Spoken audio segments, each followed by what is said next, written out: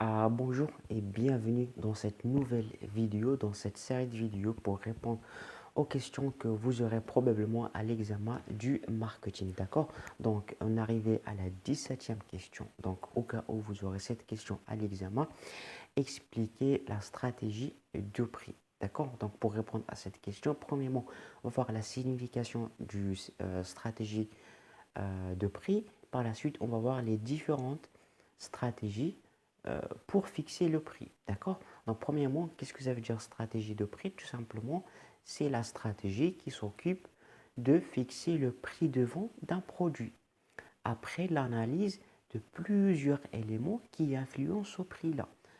Quels sont ces éléments? Il y a la demande, le coût de fabrication et la concurrence.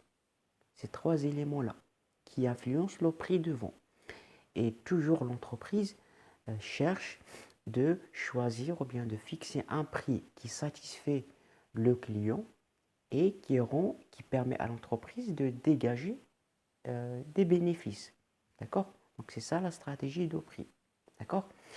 Et voilà, parmi les stratégies que l'entreprise peut faire pour fixer le prix, il y a trois stratégies. Stratégie d'écrémage, stratégie de pénétration et stratégie d'alignement. Stratégie d'écrémage, qu'est-ce que ça veut dire? Tout simplement, ça signifie que l'entreprise fixe un prix qui est plus élevé par rapport aux concurrents. Là, l'entreprise, il fixe un prix qui est très élevé par rapport aux concurrents. Là, l'entreprise, qu'est-ce qu'il cherche? Il cherche de rentabiliser le produit rapidement. Il essaye d'attaquer un segment où il y a, où il y a des personnes, des consommateurs qui ont un pouvoir d'achat qui est très élevé.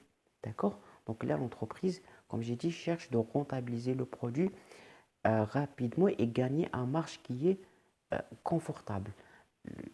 L'exemple des entreprises qui font ça, c'est Apple. Apple, il fixe le prix de iPhone, c'est très élevé. D'accord? Vous avez compris?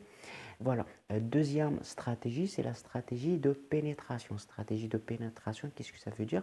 Tout simplement, ça consiste de fixer un prix qui est le plus bas par rapport aux concurrents. C'est le fait de fixer un prix qui est très très bas. Là, l'entreprise cherche de gagner des parts de marché, vendre rapidement et gagner sur la quantité. Là, l'entreprise, il va vendre beaucoup de quantités, il va essayer de gagner des petits marges sur toutes ces quantités-là. Généralement, vous avez compris. Troisième stratégie, c'est la stratégie d'alignement. Stratégie d'alignement, qu'est-ce que ça veut dire? Ça veut dire que l'entreprise fixe le même prix par rapport aux concurrents. Il ne casse pas la tête de baisser, augmenter, etc. C'est le même prix. En général, les entreprises qui font ça, c'est les entreprises qui vendent des produits alimentaires comme le thé, le sucre, le café. C'est presque le même prix. D'accord? Stratégie d'alignement, c'est-à-dire fixer le prix, même prix par rapport aux concurrents. D'accord? Donc, c'est ça les trois stratégies de fixation du prix. Et un autre élément que l'entreprise prend en considération pour fixer le prix, c'est ce qu'on appelle l'élasticité prix de la demande.